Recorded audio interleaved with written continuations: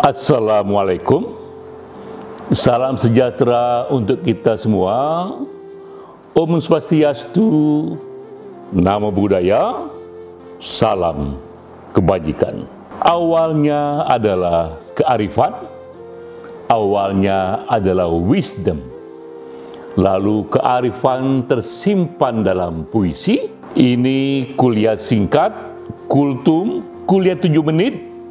Kita menggali kearifan dari kutipan puitis, baik dari puisi ataupun dari prosa. Sekarang kita menggali seorang pemikir bernama Ibnu Sina.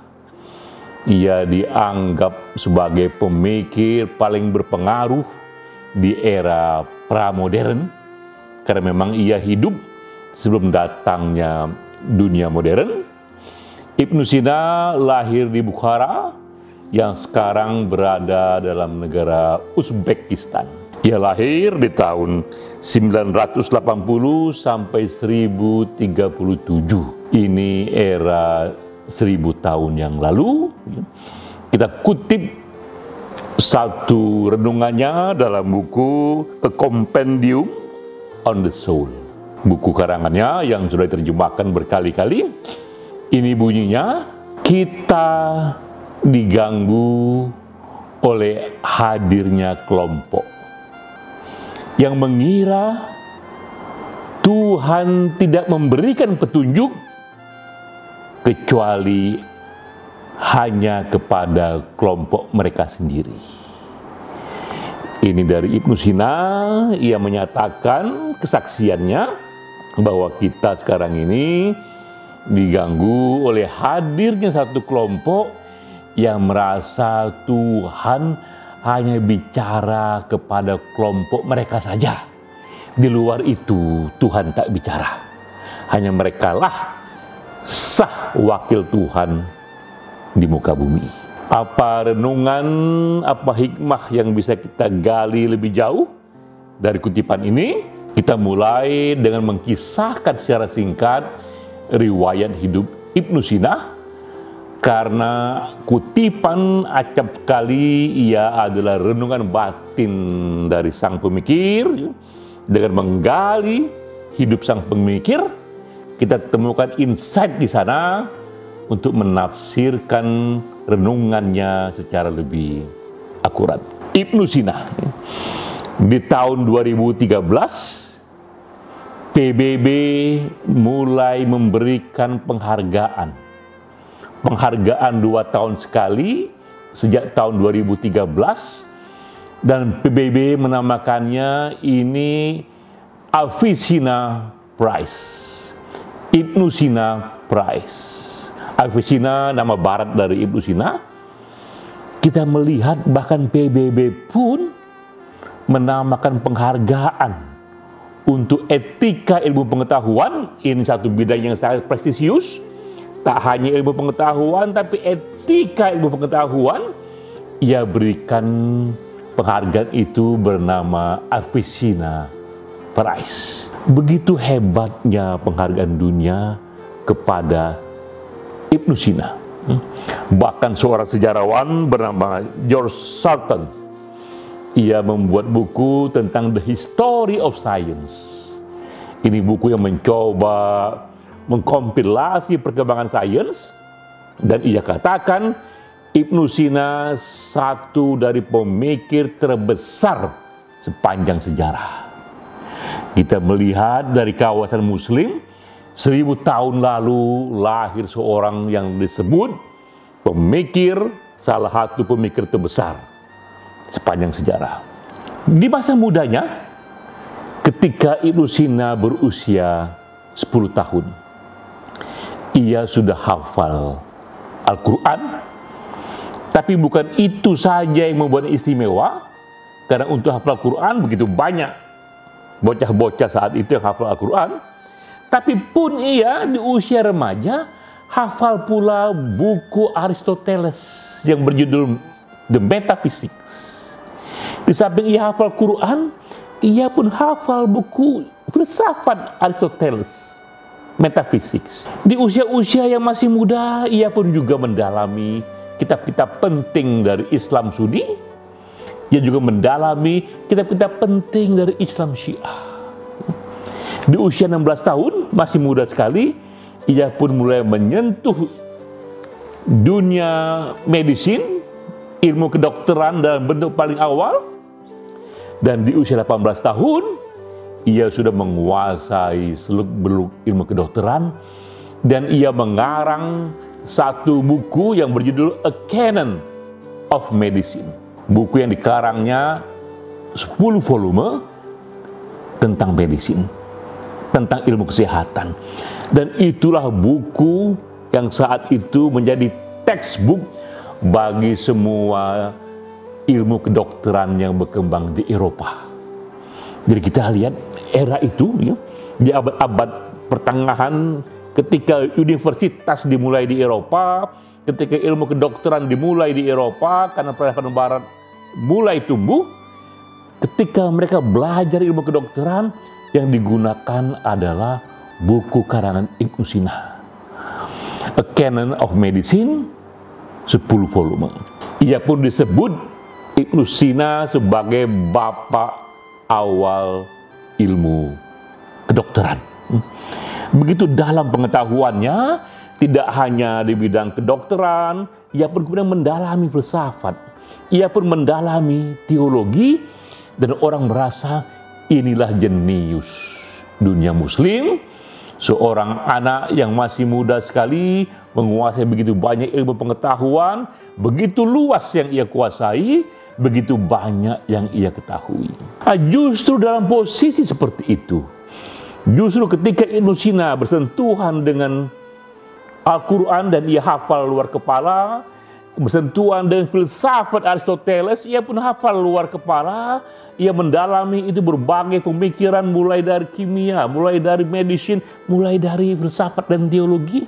Begitu banyak yang ia lihat, ia pun tahu dan merasakan jika munculnya kubu-kubu yang begitu sesak dalam berpikir, yang begitu sempit dalam berpikir. Itulah awal ia mengatakan kita diganggu, kita diuji oleh hadirnya kelompok yang merasa Tuhan tidak memberi petunjuk kecuali kepada mereka sendiri. Bagaimana kita melihat renungan ini di zaman modern? Sengaja saya pilihkan contoh yang ekstrim. Contoh yang ekstrim yang merasa mereka lah, dirinya lah, kelompoknya lah yang menjadi wakil Tuhan di muka bumi. Dan atas nama keyakinan ini mereka ingin mendominasi yang lainnya. Kita pun mengenal lahirnya ISIS, Islamic State in Iraq and Syria. Ini kelompok yang terus berevolusi. Awalnya ia lahir di tahun 1999 dan terus berevolusi dengan bentuk baru, dengan pimpinan baru, sehingga pada satu waktu mereka menguasai teritori. Sebagian di Irak, sebagian di Syria. Ini evolusi berikutnya yang berbeda. ISIS berbeda dengan Al-Qaeda, lebih hebat dari Al-Qaeda karena ia menguasai teritori. Dengan dana setahun yang dihitung 1 billion US dollar atau sekitar 14 triliun rupiah setahun, dan dilengkapi 30.000 tentara terlatih. ISIS menguasai satu teritori dan mereka merasa mendapatkan satu citra, satu keyakinan ingin mengubah dunia, ingin membangun kekhalifahan dunia berawal dari Irak dan Syria dan akan meluas ke seluruh dunia untuk menjalankan syariat agama. Karena mereka merasa merekalah satu-satunya tempat Tuhan bicara dan ingin menjalankan itu. apa yang kemudian terjadi? Kita melihat kekejaman yang luar biasa. Tak ada yang bisa menandingi kekejamannya setelah Perang Dunia Kedua. Data menunjukkan betapa misalnya ISIS, mereka mengerjakan dengan apa yang sekarang disebut berbagai sebutannya. Ada yang mengatakan ini crimes against humanity. Ada yang mengatakan ini genocide. Ada yang mengatakan ini ethnic cleansing. Karena datanya memang itu. ISIS membunuh ribuan suku Kurdis yang meyakini agama Yiddish, agama minoritas. Ribuan dibunuh, dan para gadisnya dan para istri yang sudah punya suami, sudah punya anak, mereka jadikan budak seksual. Digilir kepada para jenderal-jenderal perang, dan mereka menemukan pembenarannya. Mereka menemukan tafsir bahwa ini budak dari tawanan perang. Dengan semua interpretasi agama yang keras itu, mereka anggap ini sah untuk dijadikan budak seksual. Di samping mereka kerjakan ethnic cleansing, mereka juga kerjakan juga satu bentuk kekerasan seksual yang juga masif. Kepada reporter-reporter dunia barat yang sempat tertangkap oleh mereka melaporkan ini, tak tanggung-tanggung mereka sembelih dan divideokan. Di era media sosial, video itu mereka sebarkan dengan rangka teror dan rangka mendapatkan perhatian untuk membuat dunia takut, karena mereka merasa mereka punya legitimasi mengerjakan itu karena Tuhan berbicara pada kelompok mereka untuk menguasai dunia.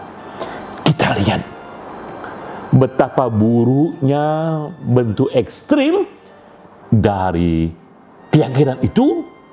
Keyakinan yang kata Ibnu Sina, kelompok yang merasa Tuhan hanya memberi petunjuk kepada mereka saja. Di luar mereka tiada itu petunjuk Tuhan. Kita sekarang selaku insan, selaku warga negara, di malam yang hening kita merenung. Ketika sudah datang ilmu pengetahuan, kita tahu bahwa bumi yang kita hidup ini hanya setitik debu saja. Begitu luas alam semesta, bahkan ilmu pengetahuan pun belum sampai tahu di mana ujung dari alam semesta itu. Awalnya kita mengira ada satu dari universe, sekarang ilmu mengatakan ada multi-universe. Kita tahu ada 4 dimensi kehidupan. Sekarang ilmu mengatakan ada 11 dimensi kehidupan. Dan tak pernah kita duga, siapa tahu di ujung sana, di planet yang tak pernah kita tahu, pun ada makhluk-makhluk cerdas lainnya yang lebih cerdas dari manusia. Kita sudah sampai pada kesadaran itu di malam hari kita merenung bahwa mungkin kita ini di bumi bukan satu-satunya makhluk cerdas yang hadir. Dengan pengetahuan itu, kita pun menjadi terpana jika masih ada yang mengira Tuhan hanya bicara pada kelompok kecilnya saja. Bahkan di bumi ini saja ada 7 miliar manusia dengan begitu banyak keragamannya. Bahkan di bumi saja rujukannya, sungguh satu keanehan jika ada kelompok kecil merasa Tuhan hanya bicara kepada kelompoknya saja. Sama anehnya dengan situasi ketika kita tahu bumi ini bundar, semua ilmu mengatakan itu, tetap ada kelompok yang meyakini dengan begitu banyak tafsir-tafsir agama yang ia yakini, yang mengatakan bumi ini datar belaka. Jadi itulah renungan yang kita dapatkan dari Ibnu Sina. Ini adalah pemikir Muslim yang terbesar di zamannya. Bahkan dikatakan pemikir terbesar sepanjang sejarah sebelum era modern. Ia kuasai Quran, ia kuasai juga berbagai tradisi Syiah dan Sunni. Bahkan Ibnu Sina pun 1000 tahun lalu sudah mengatakan kita akan diganggu hadirnya kelompok kecil yang merasa Tuhan hanya bicara kepada mereka saja. Demikian, sampai jumpa.